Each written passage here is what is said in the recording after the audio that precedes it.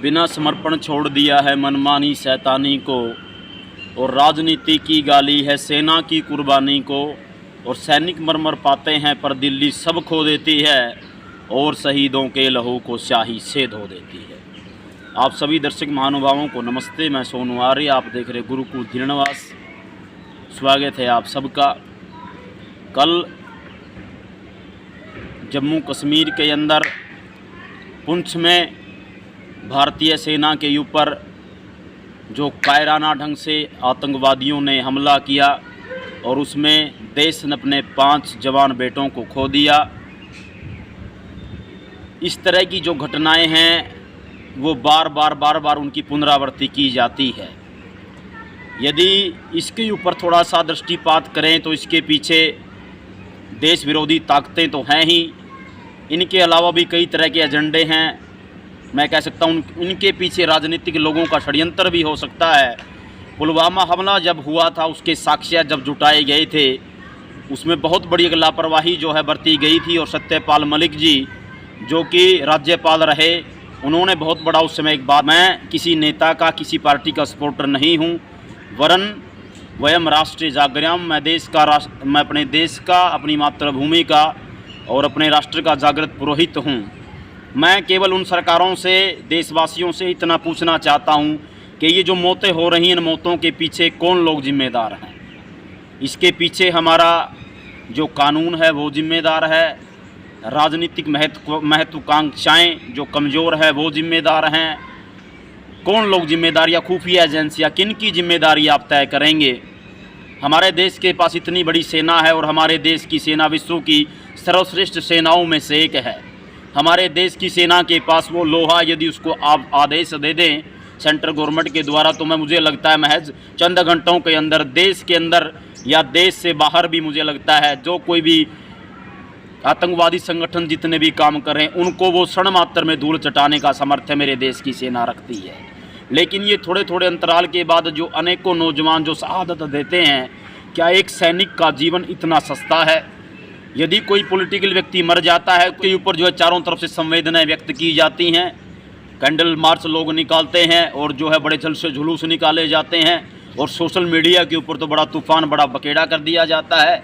लेकिन जब हमारे देश के सेना नायकों की शहादत होती है या वो वीरगति को प्राप्त होते हैं, तो बड़े दुख का विषय होता। 1 या 2 दिन के बाद उनका नामो निशान मिटा दिया जाता, किसी चैनल के ऊपर, किसी जो है महफिल के अंदर, किसी पार्टी के अंदर, किसी जो है राजनीतिक मंच के ऊपर उनकी शहादत के विषय में 2 लफ्ज़ भी कहने जो है नेता लोग वो मुयस्सर नहीं समझते हैं।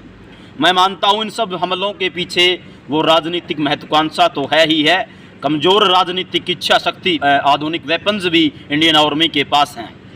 मुझे बड़ा दुख है क्योंकि देश ने 5 वीर सपूतों को खोया है, और ये निरंतर समय समय के अंतराल के बाद ऐसे ऐसे काम होते रहते हैं। पुलवामा हमला जब हुआ, उसमें भी लगभग जो है 40 से ज़्यादा हमने अपने जवानों को खोया था।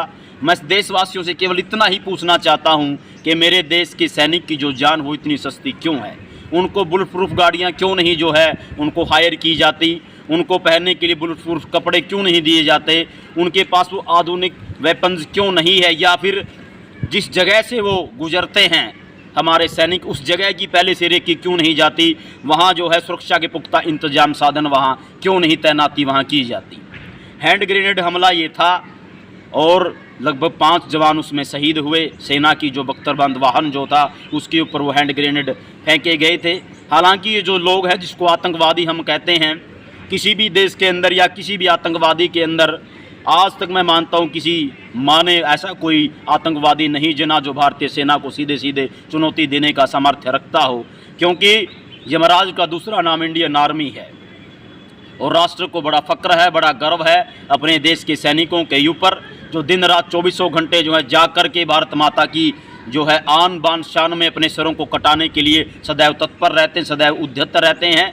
और डॉक्टर हरिओम पवार की पंक्तियां मुझे वो याद आती हैं कि क्या ये देश उन्हीं का है जो युद्धों में मर जाते हैं और अपना खून बहा के टीका सरहद पर कर जाते हैं। ऐसा युद्ध वतन की खातिर सबको लड़ना पड़ता है और संकट की घड़ियों में सबको सैनिक बनना पड़ता है। और जो भी कौम वतन की खातिर मरने को तैयार नहीं और उनको आज़ादी की संतति जीने का अधिकार नहीं। जो भी लोग सेना के अंदर जाते हैं उसमें से मुख्यतः जो है वो किसान परिवारों से होते हैं, और किसान परिवारों के उन बच्चों के अंदर जो है देश के लिए वो जो देश प्रेम की जो भावना होती है वो बड़ी जो है महत्वाकांक्षा होती है उसकी कि वो अपना सर्वस्व राष्ट्र के लिए अर्पित कर दे।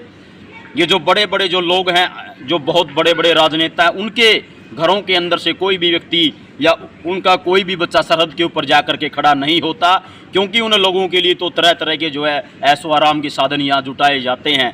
बहुत बड़े बड़े पदों के ऊपर जो उनके करता हूँ, ये जो इतनी जो ये कैजुअल्टीज जो हो रही हैं, इनके लिए कौन लोग जिम्मेदार है, किसकी जिम्मेदारी आप सुनिश्चित करेंगे।